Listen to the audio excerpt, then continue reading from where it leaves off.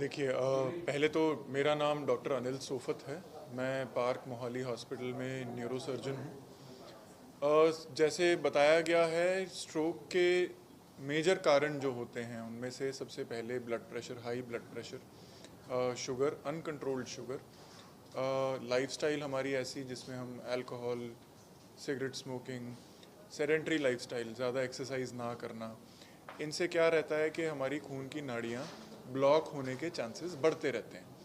तो अब स्ट्रोक दो तरीके का है। एक स्ट्रोक जिसमें खून की नाड़ी ब्लॉक होती है और दूसरी तरह का स्ट्रोक जिसमें खून की नाड़ी फट जाती है।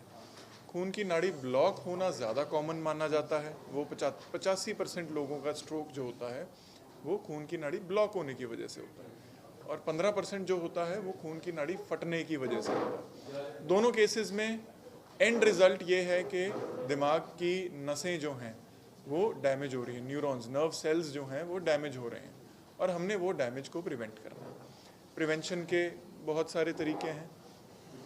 अगर खून की नाड़ी ब्लॉक हो रही है तो एक इंजेक्शन जो 4.5 से 6 घंटे में दिया जाना चाहिए।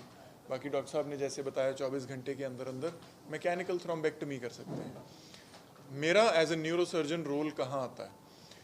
अब दो तरीके के जो स्ट्रोक हैं उनमें हेमरेजिक स्ट्रोक जिसमें खून की नाड़ी फट जाती है, कई बारी अंदर जो ब्रेन के अंदर क्लॉट होता है वो इतना बड़ा हो जाता है कि उसकी वजह से ब्रेन में प्रेशर बहुत ज़्यादा बढ़ना शुरू हो जाता है और पेशेंट को और कोई तरीका नहीं सिवाय सर्जरी के हम पेशेंट को बचा सकते हैं। ब्रेन में अगर प्रेशर बहुत ज़्यादा बढ़ जाए तो ब्रेन का नुकसान इतना ज़्यादा हो जाता है कि पेशेंट की डेथ हो सकती है। तो उस केस में मैं क्या करता हूँ, हमारे को खोपड़ी का एक हिस्सा उठाकर ब्रेन के अंदर से वो क्लॉट को निकालना पड़ता है ताकि ब्रेन का प्रेशर इमीडिएटली कम हो जाए। तो वो एक लाइफ सेविंग प्रोसीजर है जहाँ पर न्यूरोसर्जन की ज़रूरत होती है। खून की नाड़ी ब्लॉक होने की वजह से भी कई बार क्या होता है कि अगर कोई खून की बड़ी नाड़ी ब्लॉक हो रही है उसकी वजह से ब्रेन का अगर बहुत बड़ा हिस्सा डैमेज, काला पड़ रहा है, डैमेज हो रहा है, उसमें भी ब्रेन में प्रेशर बढ़ने के चांसेस होते हैं।